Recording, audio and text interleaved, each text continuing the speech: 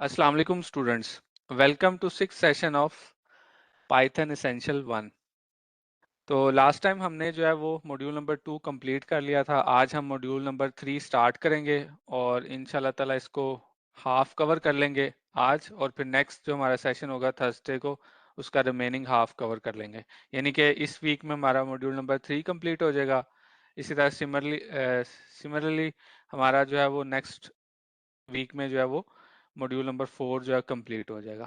तो आप ये ध्यान में रखें कि नेक्स्ट वीक में इसकी जो इस कोर्स की क्लासेस जो हैं वो कंप्लीट हो जाएंगी। तो मॉड्यूल नंबर 3 में हमारे पास जो टॉपिक है मेजर, उसमें आपके पास एक बुलियन वैल्यूज है, कंडीशनल एग्जीक्यूशन है, लूप्स को देखेंगे। बाकी लिस्ट प्रोसेसिंग और लॉजिक और बिटवाइज ऑपरेशन नेक्स्ट सेशन में देखेंगे।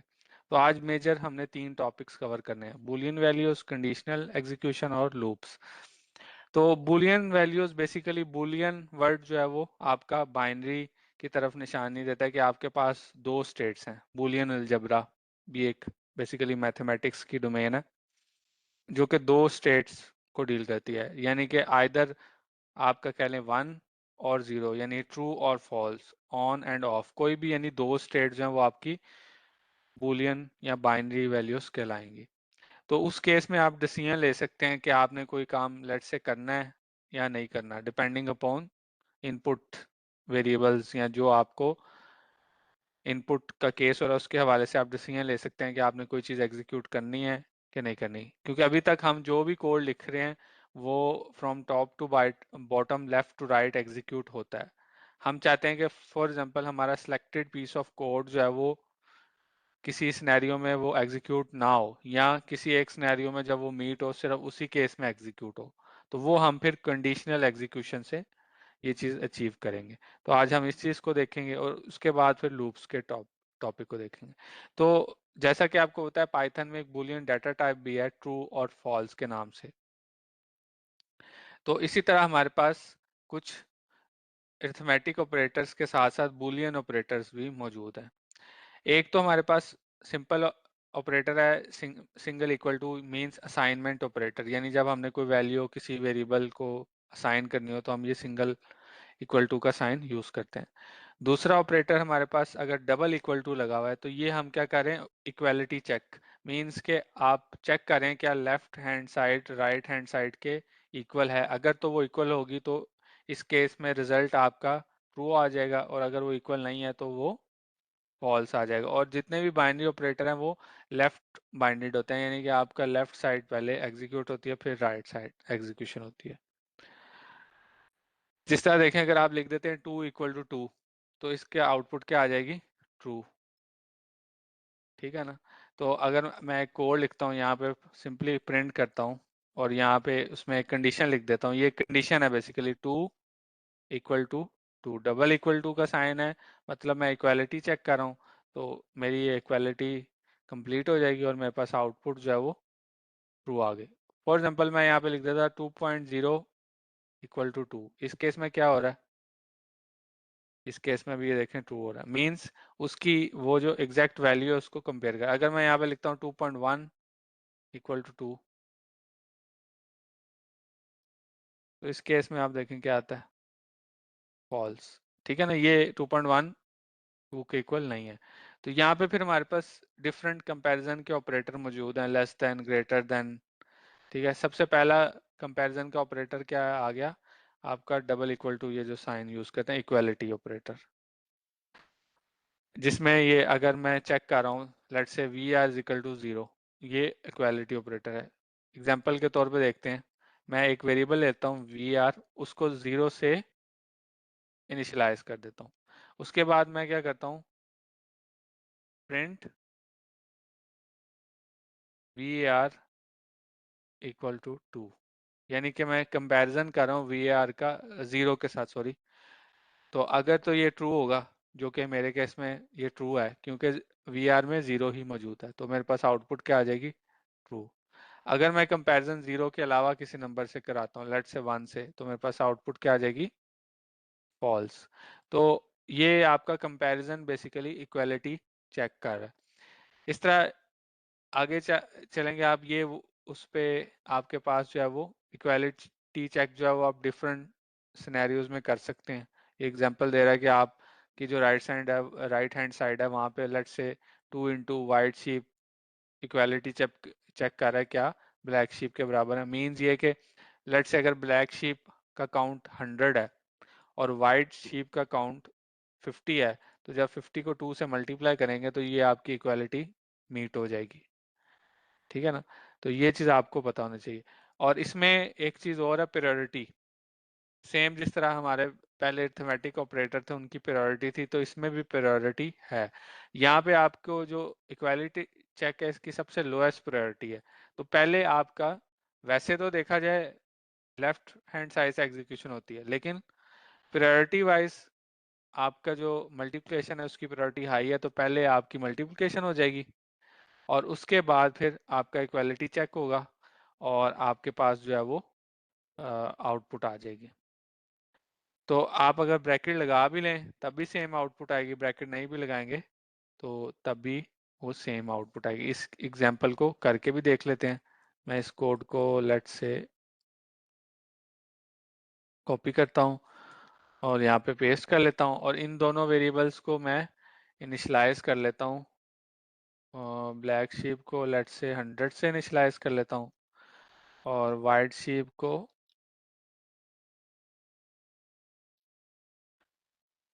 50 से इनिशलाइज करता हूँ अभी, ताकि मेरी इक्वालिटी जो है वो मीट हो जाए। उसके बाद फिर मैं कंडीशन लगा दी और इसमें मैं इसको प्रिंट कर रहा हूँ, इनइक्वालिटी चेक लगा दिया। तो यहाँ पे मैं देखता हूँ क्या मेरे पास ट्रू आता है, तो मेरे पास ट्रू आ गया। और अगर मैं यहाँ पे लेट से ब्रैकेट लगा देता हूँ, राउंड ब्रैकेट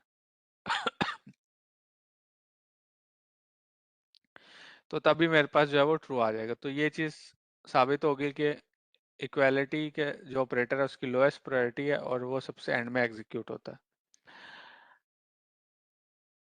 अच्छा जी, आगे चलते हैं। इक्वालिटी के बाद हमारे पास आ गया इनइक्वालिटी। मींस बिल्कुल उसका उलट में अगर हमने चेक करना हो कि आइदर जिस तरह अगर for example v r is equal to 0 था और मैं v r is equal to 0 का इक्वालिटी चेक कर रहा हूँ, ये वाली एग्जांपल ले लेते हैं।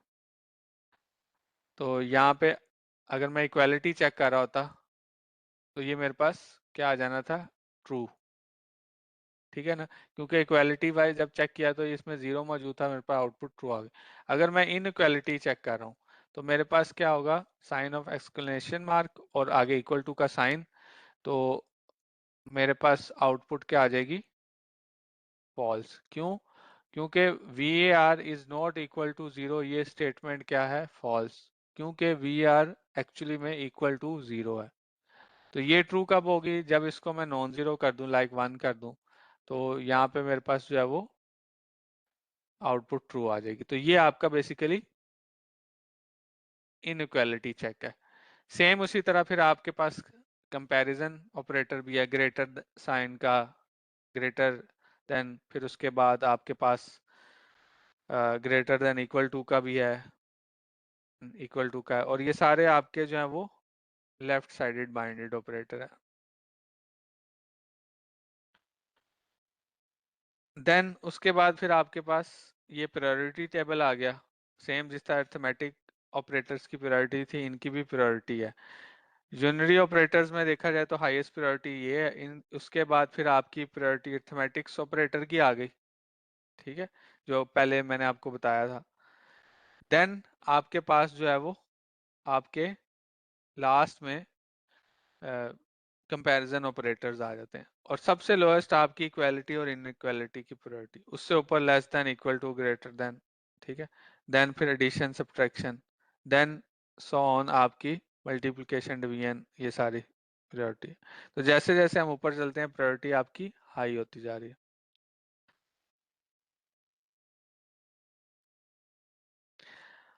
तो ये तो था बुलियन वैल्यूज के हवाले से। अब हमारा नेक्स्ट टॉपिक है कंडीशंस और फिर कंडीशनल एग्जीक्यूशन। जैसा कि मैंने आपको बताया कि सम टाइम हमें अपना कोड, स्पेसिफिक कोड, किसी कंडीशन मीट होने पे उसको, उसकी एग्जीक्यूशन स्किप करनी पड़ती है, या इसका उलट कि अगर आपने फॉर एग्जांपल कोई ऐसा कोड लिखा हुआ है जो कि स्पेसिफिक कंडीशन मीट होने पे ही आप उसको एग्जीक्यूट करना चाहते हैं। जैसा कि एग्जांपल के तौर पे आपने लेट से बाहर से डिनर करना है, तो अगर फॉर एग्जांपल आप कहते हैं बारिश हो जाएगी तो मैं घर पे डिनर करूंगा, अगर बारिश नहीं होगी तो मैं बाहर डिनर करूंगा। तो ये आपकी कंडीशन के ऊपर डिपेंड करता है। सेम इस तरह के अगर फॉर एग्जांपल एक रूम है, उसका टेम्परेचर अगर 25 से ज़्यादा होगा तो मैं एसी या फैन ऑन करूंगा, अगर 25 से कम होगा तो लेट से मैं एसी ऑफ कर दूंगा। तो ये कंडीशन के ऊपर आप कोई एक्टिविटी परफॉर्म करें। तो इसी तरह प्रोग्रामिंग में जब आपकी कोई कंडीशन लेट से मीट होती है या आपकी कंडीशन वैलिड हो जाती है, तो आप उसके ऊपर अगर कोई डिसीजन लेना चाहते हैं, एग्जीक्यूशन करना चाहते हैं कोड का, तो वो आप इफ कंडीशन से कर सकते हैं। तो उसका सिंटेक्स क्या है, सबसे पहले आप लिखेंगे इफ, आगे फिर आपका स्टेटमेंट आएगी। वो स्टेटमेंट बेसिकली एक बूलियन वैल्यू जनरेट कर रही होगी जो कि ट्रू और फॉल्स होगी। तो अगर वो कंडीशन में बूलियन वैल्यू ट्रू आ जाएगी तो आपका वो ब्लॉक एग्जीक्यूट हो जाएगा, यानी ये इफ का। और अगर इसके अंदर फॉल्स आ जाएगा, ठीक है ना, तो ये आपका ब्लॉक जो है वो स्किप हो जाएगा। तो आपने लिखना है इफ, आगे कंडीशन लिखेंगे, फिर कॉलन लगेगा और उसके बाद बॉडी जिसके अंदर आपने सारी एग्जीक्यूशन जो है वो करनी है, जो टास्क परफॉर्म करने हैं। तो एग्जाम्पल के तौर पे आप देखें, सबसे पहले यहाँ पे अगर मैंने एक एग्जाम्पल लिखे इफ, आगे आपकी कंडीशन लिख देते हैं द वेदर इज गुड, ठीक है, ये एक कंडीशन लिखती है, वेरिएबल का नाम लिख दिया द वेदर इज गुड। अगर ये इसमें ट्रू पड़ा होता है, यानी कि मैं क्या करता हूँ,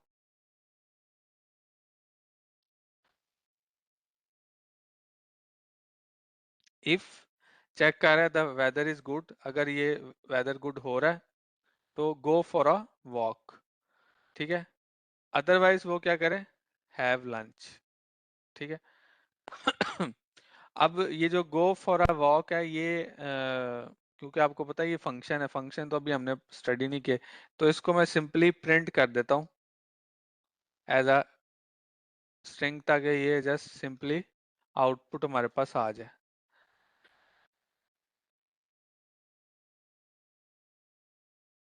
सेम इसी तरह आप इसको भी प्रिंट कर देंगे एज अ स्ट्रिंग।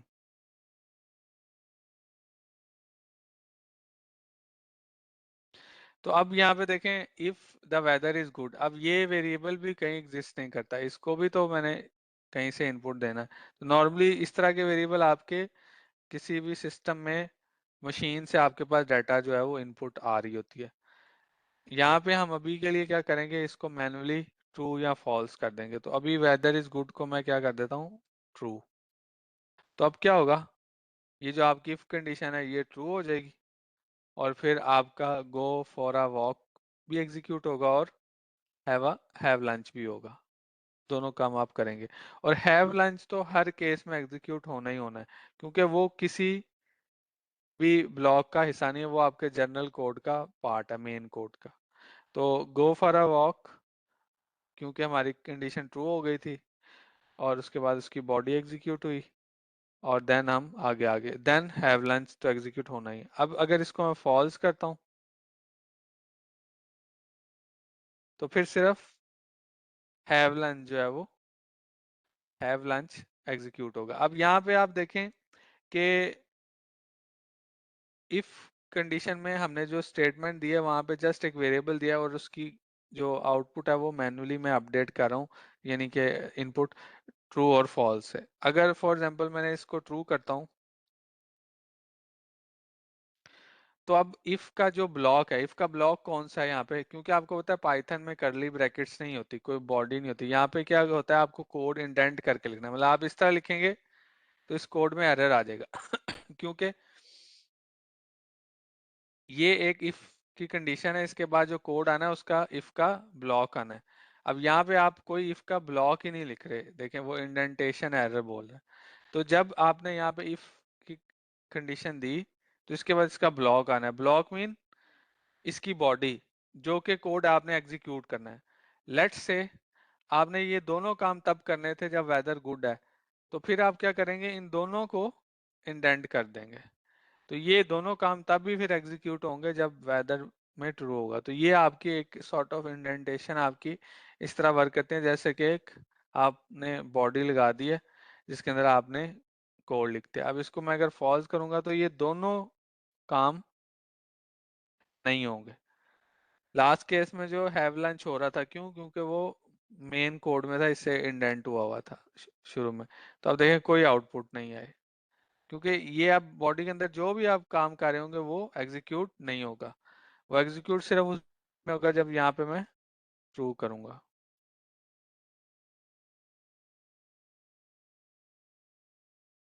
अच्छा जी, देन मैं यहाँ पे एक रेफरेंस के लिए सिंपली प्रिंट कर देता हूँ ओके, ताकि आपको पता चल जाए। अब ये देखें, ये मेरा जो है वो ट्रू के केस में 3 लाइन 4 लाइन भी होगी और 5 लाइन तो होनी ही है। और इसको जब मैं फॉल्स कर दूंगा तो फिर सिर्फ ओके है मेरे पास आउटपुट आएगी। ठीक है, ये ओके आउटपुट आ गई। बाकी जो आउटपुट है वो पुरानी वाली है। तो ये आपका बेसिकली कंडीशन एग्जीक्यूशन में पहली जो आपकी इफ कंडीशन थी वो एग्जीक्यूट हो गई। अब इफ कंडीशन में आप जरूरी नहीं है सिर्फ इक्वालिटी चेक करें, आप inequality, greater than, less than, greater than equal to, less than equal to, ये सारे चेक जो है वो आप कर सकते हैं। तो ये बेसिकली आपका कंडीशनल एग्जीक्यूशन थी। इसके बाद इसी को हम एक्सटेंड करते हैं, इफ कंडीशन को आगे आपके पास आ जाता है इफ एल्स। यानी कि फॉर एग्जांपल सम टाइम ऐसा होता है, यानी ये फ्लिप फ्लॉप जैसा केस है कि आप अगर एक चीज को एग्जीक्यूट करते हैं तो दूसरे पार्ट को आपने स्किप करना है, या अगर आप पहले पार्ट को स्किप करते हैं तो सेकंड काम आपने करना है। यानी दो ऑप्शन में से आपने एक ऑप्शन चूज करनी है। तो अगर इस तरह का सिनेरियो है तो वहां पे आप फिर इफ एल्स यूज करेंगे, यानी इफ ट्रू और फॉल्स, और अगर ट्रू होगा तो आपका कंडीशन ये एग्जीक्यूट होगी, फॉल्स होगा तो ये होगी। अब इसको अपने कोड को मॉडिफाई कर लेते हैं। ये देखें, इफ कंडीशन में उसने लिख दिया कि आप वेदर गुड होगा तो गो फॉर अ वॉक, एल्स में आपने लिख दिया गो टू द थिएटर, और लास्ट में आपने हैव लंच लिख दिया। तो मैं इसको यहाँ से कॉपी कर लेता हूँ और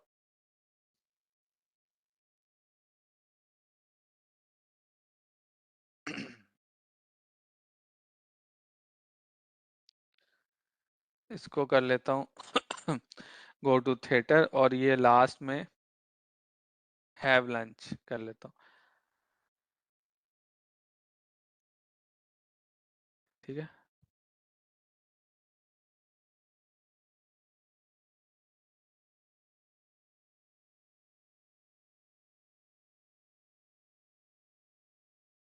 अच्छा जी। अब यहाँ पे हैव लंच मैं फंक्शन ही लिख देता हूँ। अच्छा, अब यहाँ पे नॉर्मल इफ कंडीशन में हमने क्या किया है, weather is good, print go for a walk. अब यहाँ पे इसके बाद मेरे पास दो ऑप्शन है, थिएटर में कब जाना है अगर वेदर गुड नहीं है, तो फिर मेरे पास दो ऑप्शन है। आइदर मैं क्या करूँ, एल्स लिख दूं, तो इसमें अंडरस्टूड हो जाएगा कि अगर तो आपका ये वाला इफ का ब्लॉक एग्जीक्यूट हो रहा है तो आपका एल्स ऑटोमेटिकली स्किप हो जाएगा। ठीक है ना, फर्स्ट ब्लॉक एग्जीक्यूट हो गया, सेकंड ब्लॉक स्किप। अगर इफ का ब्लॉक एग्जीक्यूट नहीं हुआ तो फिर आपका सेकंड ब्लॉक एल्स का एग्जीक्यूट होगा। तो इस केस में, हमारे केस में, अभी के केस में फॉल्स हो रहा है, मींस आपका वेदर गुड नहीं था, तो आपका गो फॉर अ वॉक नहीं आएगा बल्कि प्रिंट आएगा गो टू अ थिएटर, और उसके बाद हैव लंच आएगा। तो इसको रन करते हैं, इसके आउटपुट देखते हैं। Go to a theatre and have lunch, ये आउटपुट आनी चाहिए, ये देख लेते हैं।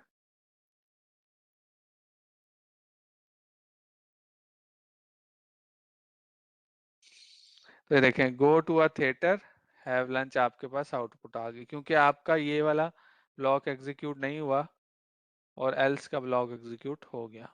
और लास्ट तो होना ही होना है क्योंकि वो मेन कोड का पार्ट है। तो इसको अगर मैं ट्रू करूंगा तो फिर आप गो फॉर अ वॉक हो जाएगा और हैव लंच लास्ट में एग्जीक्यूट होगा। आपका जो गो टू थिएटर है वो स्किप हो जाएगा।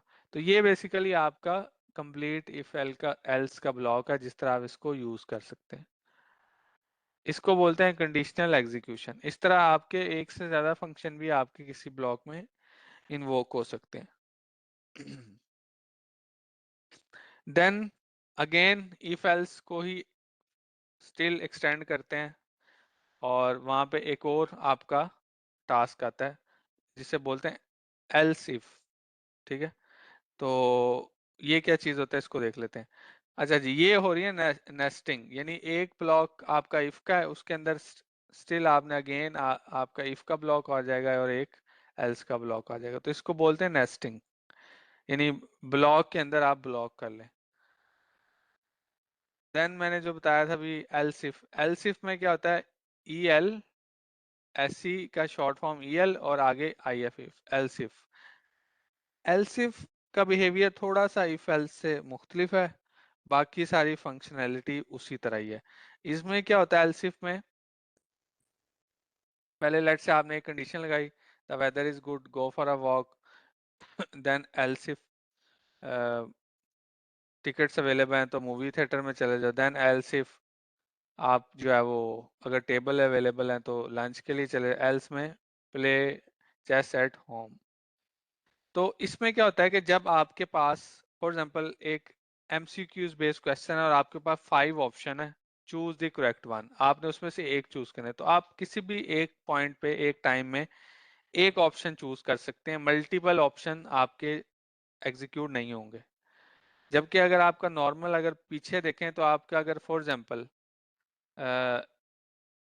यहाँ पे देख लेते हैं, इफ आपने लिखा हुआ है, अगर आप उसके नीचे एक और इफ कंडीशन लगा लेते हैं, इफ एल्स छोड़ देते हैं, इफ के बाद एक और यहाँ पे लिख देते हैं the weather is good let's say, तो फिर आपके ये दोनों इफ के ब्लॉक एग्जीक्यूट होंगे क्योंकि इनकी सेम जो है वो कंडीशन है। या अगर आप इसको उल्टा करना चाहते हैं, if the weather is good और इसका इन्वर्स करना चाहते हैं, ठीक है, तो ये वेदर इज गुड फॉल्स आएगा, तो इफ फॉल्स आपका ब्लॉक ही एग्जीक्यूट नहीं होगा। तो इसका मतलब ये है, इसके सिनेरियो में यहाँ तो आपका पहला ब्लॉक एग्जीक्यूट होगा, दूसरा स्किप हो जाएगा, अगर आप दूसरा एग्जीक्यूट कराएंगे तो पहला स्किप हो जाएगा। तो ये एक किस्म का ट्रू फ्लिप फ्लॉप की तरह आपके पास आउटपुट जो है वो आ गई। अब ये जो सारी चीजें इनको यूज करते हुए आप डिफरेंट आगे अपना जो प्रोग्राम हमने बनाया था लास्ट टाइम इवन ऑड का, उसमें भी आपको चीजें हेल्प आउट करेंगी।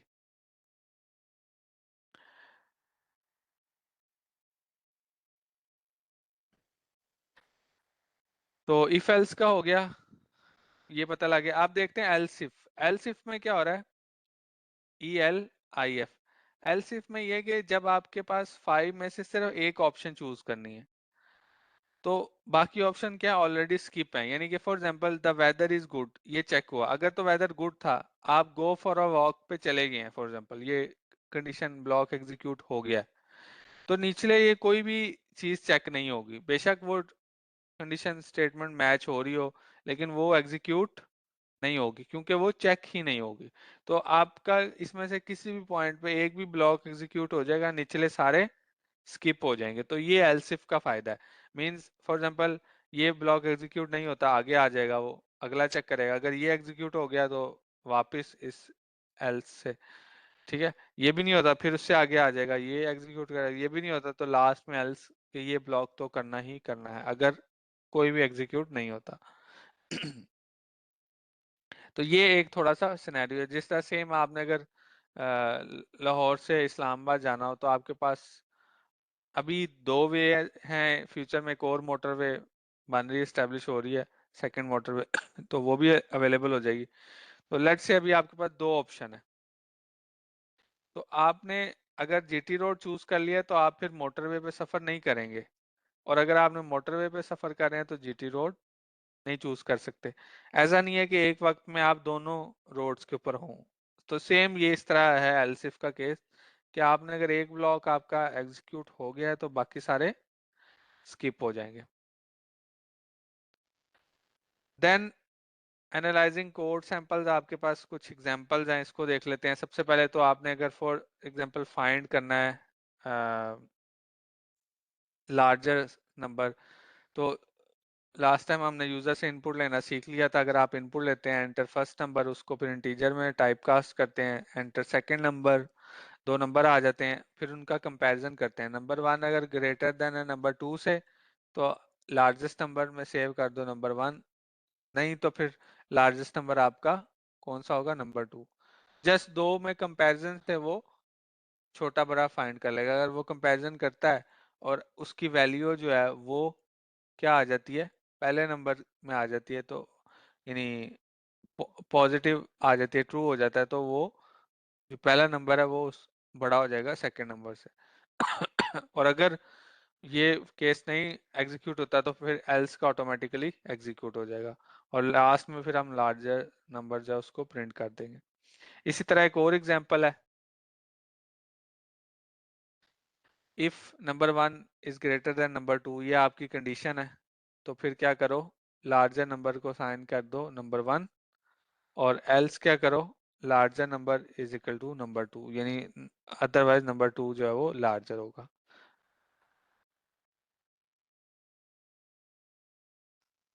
अच्छा जी, उसके बाद हम आ जाते हैं सूडो कोड। कौन सी एग्जांपल आप कह रहे हैं, एग्जांपल नंबर टू थ्री?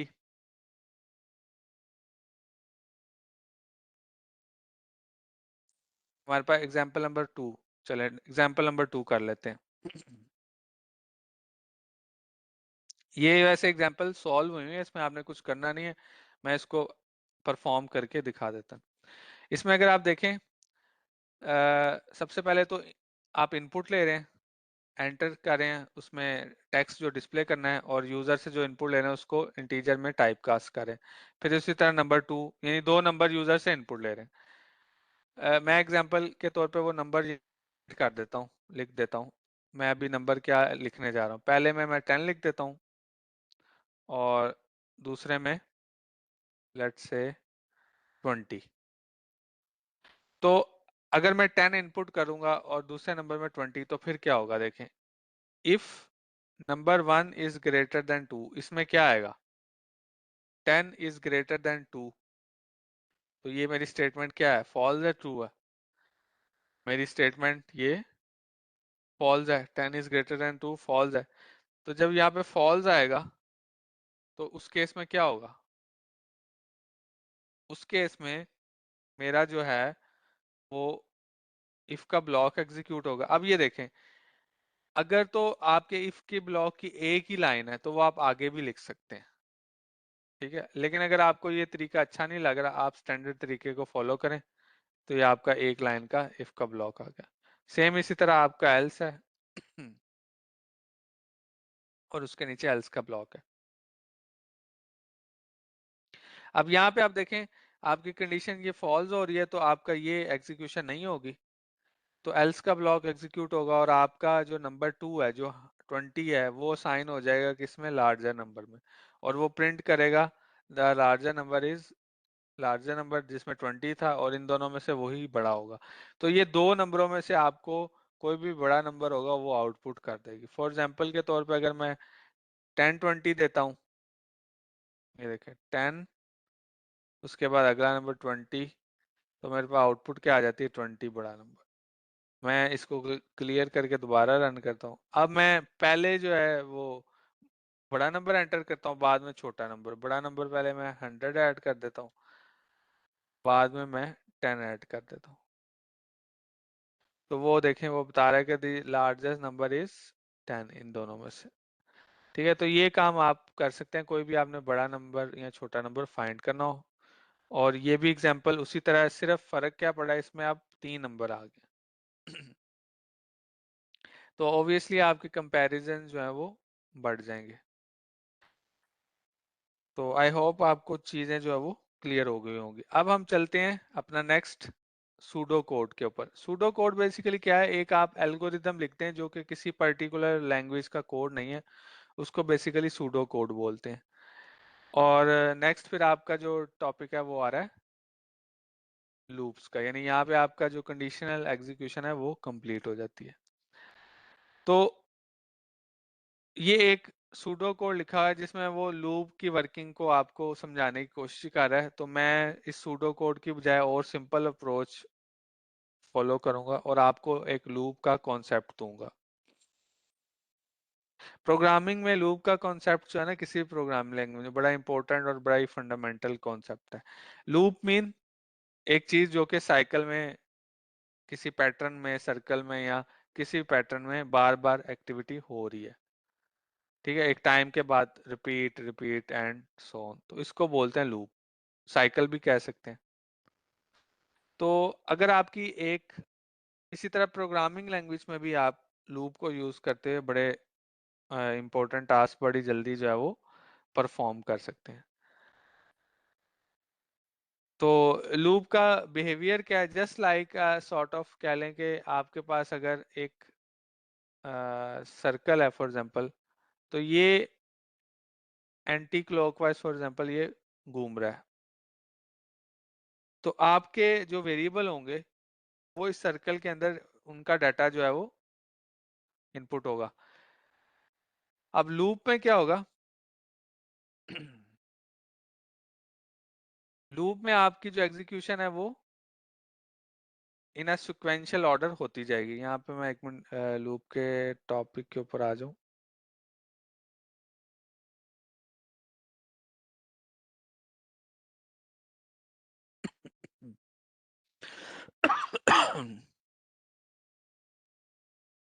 ये basically pseudo code and introduction to loop था। उसके बाद आप ये कुछ लैब्स वर्क हैं, ये आप देख लीजिएगा।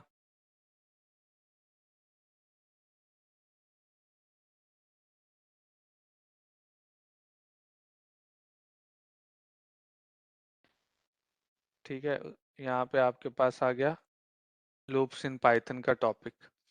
तो पाइथन में वही बेसिकली दो तरह की लूप है, एक आपके पास वाइल लूप है, एक और दूसरी आपकी फॉर लूप है। तो लूप का मैंने कॉन्सेप्ट ये दिया है कि ऐसा टास्क जो कि आपका एक साइकिल में रिपीट होता जा रहा है। एग्जाम्पल के तौर पे मैं आपको एक कोड लिख के बताता हूँ।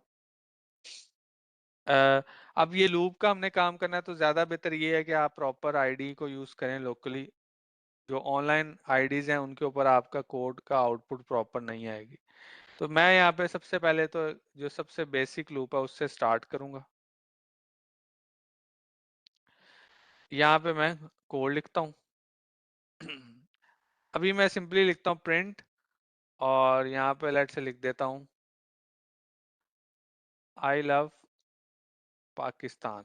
ये मैंने एक मैसेज लिख दिया, ठीक है, आई लव पाकिस्तान, और प्रिंट किया। मेरे पास आउटपुट आ गए। दूसरी ऑप्शन, अब मैं चाहता हूँ कि मेरा आई लव पाकिस्तान मैसेज 3 दफा प्रिंट हो, यानी 3 दफा इसको मैं प्रिंट करना चाहता हूँ। तो एक ऑप्शन तो ये है कि मैं सिंपली 3 दफा प्रिंट फंक्शन इन्वोक कर दूं, तो मेरे पास 3 दफा आ जाएगा।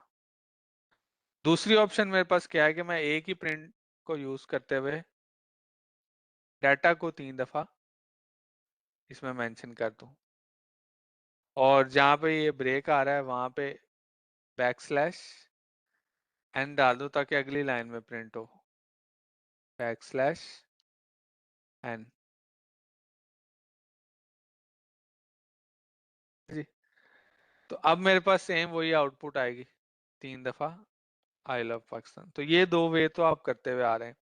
अब जो थर्ड वे है वो क्या है, लूप की मदद से, कि आपका एक्चुअल में जो प्रोग्राम का कोड हो 1 दफा ही, लेकिन आप उसको एग्जीक्यूट अपने हिसाब से करवाएं 3 दफा, 4 दफा, या जितनी दफा करवाना चाहते हैं, या जब तक कोई क्राइटेरिया मीट नहीं होता वो आप ऑपरेशन परफॉर्म करना चाहते हैं। तो उस केस में आप क्या होगा कि सिंपली जिस तरह हम इफ का ब्लॉक लिखते थे, अब हम लूप का ब्लॉक लिखेंगे, और वो वाइल का कीवर्ड है। पहले वाइल लूप देख लेते हैं। वाइल यानी कि वाइल, जब तक ये कंडीशन मेरी ट्रू नहीं हो जाती तब तक ये काम करते रहो। और अगर मैं यहाँ पे ट्रू लिख देता हूँ, वाइल ट्रू, यानी इसको फोर्सफुली इस कंडीशन को ट्रू कर देता हूँ, वाइल ट्रू। तो अब क्या होगा, अब मेरी ये एक इनफाइनाइट लूप बन गई है जो कि एक सर्कल में एक सिक्वेंशियल ऑर्डर में बार बार एग्जीक्यूट होती जाएगी, होती जाएगी। ठीक है, तो ये बेसिकली आपका वाइल लूप का कॉन्सेप्ट था, यानी कि आपका एक साइकिल में बार बार, यानी आपका कंडीशन चेक होगी, ट्रू हो गई, फोर्सफुली आपने बॉडी एग्जीक्यूट होगी, फिर वापस जाएगा, कंडीशन चेक होगी, फिर ट्रू हो गई, फिर वो, और ये चलती जा रही है। और क्योंकि ये हार्ड कोडेड है, मींस कि आपने फिक्स, ये वेरिएबल नहीं है, यहाँ पे वैल्यू दी है, तो ये हर दफा आपका इसी तरह कोड की आउटपुट आएगी। और अगर मैं इसको फॉल्स कर दूं तो आपकी ये कभी लूप में कोई आउटपुट जो है वो आएगी नहीं, ठीक है। और यहाँ पे आप नीचे सिंपली लिख सकते हैं एक लाइन इसमें, और ये डल भी हो जाएगा और आपको बताएगा कि ये कोड जो है वो इनएक्सेसिबल है, क्योंकि आपने लॉजिक इस तरह लिखी हुई है। और लास्ट में मैं एक दफा लिख देता हूँ, लेट्स से हाय, ताकि आपको पता लगे कि ये आउटपुट मेरी आ गई है। तो ये हाय, मेरे पास आउटपुट आ गई, जबकि फॉल्स था। और आपको पता है फॉल्स में आपके पास ये वाइल के ब्लॉक एग्जीक्यूट ही नहीं होना, तो आपके पास कोई भी यहाँ पे ब्लॉक एग्जीक्यूट नहीं होगा, आउटपुट नहीं आएगी, तो फिर आपका हाई जो सिर्फ यहाँ पे आपके पास आउटपुट आ जाएगी। तो सेम वही इफ की तरह का बिहेवियर, अगर आपका ये कंडीशन ट्रू हो जाएगी तो फिर ये ब्लॉक एग्जीक्यूट होगा। फर्क क्या है इफ में और इसमें, यानी यहाँ पे सिंपली आप इफ लिख देते हैं, तो इफ ने जस्ट एक दफा चेक करना है इसको, अगर तो वो ट्रू हो रहा होता उस टाइम उसने वो एग्जीक्यूट कर देना था, इस केस में वो फॉल्स हो रहा है तो हमारे पास ये एग्जीक्यूट नहीं हुआ। जबकि अगर मैं इफ ब्लॉक को यहाँ से लिख दूं, जो लूप है मेरी वाइल लूप, अब क्या होगा, अब मेरे हर लाइन मतलब के बाद जब वो ब्लॉक एग्जीक्यूशन एंड होगी तो उसके बाद वो चेक करेगा, यानी यहाँ पे वो बेसिकली एग्जीक्यूशन होने के बाद चेक करेगा क्या मेरा अगेन ट्रू है, फिर ट्रू है, और एंड सो ऑन, वो एक इनफाइनाइट लूप में लग जाएगा और ये काम आपका होता रहेगा। तो ये आपका था इनफाइनाइट लूप के वाले से, ठीक है, जो मैंने यहाँ पे आपको बता दिया, और ये आपकी वाइल लूप है, ठीक है। तो मेरा ख्याल है यहाँ तक आज के लिए रहने देते हैं, आज ज़रा थोड़ा सा मुझे जल्दी भी है, शॉर्ट रखते हैं। और क्योंकि आज हमारा प्लान डे नहीं था, तो नेक्स्ट डे में फिर मैं आगे यहाँ से लूप के टॉपिक को कंटिन्यू करूँगा। और नेक्स्ट क्लास थोड़ी सी हम टाइम से स्टार्ट कर लेंगे और थोड़ी लेंथी कर लेंगे, 15 मिनट एक्स्ट्रा, तो मैं इस मॉड्यूल को उस दिन कंप्लीट कर लूँगा, यानी लूप के टॉपिक से जल्दी से स्टार्ट करके कंप्लीट कर लूँगा। तो यहाँ तक अगर आप में किसी स्टूडेंट का कोई क्वेश्चन है तो वो पूछ सकता है।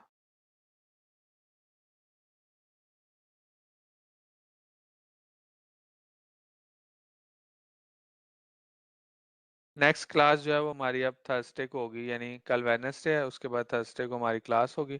तो थर्सडे को 3 PM पे मैं स्टार्ट कर दूंगा और हम ये तकरीबन 1.25 घंटे की क्लास ले लेंगे, तो इस मॉड्यूल को एंड कर लेंगे। आप उतनी देर लूप के कॉन्सेप्ट को एक बार रिवाइज करें, और फिर इस लूप के कॉन्सेप्ट को हम आगे काफ़ी जगहों पे यूटिलाइज करेंगे, ये काफ़ी इंपॉर्टेंट कॉन्सेप्ट है।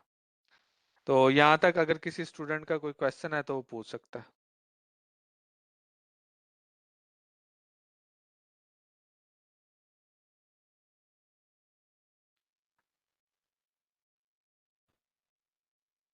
चलें जी, थैंक यू वेरी मच। आज के लिए इतना ही था, अल्लाह हाफिज।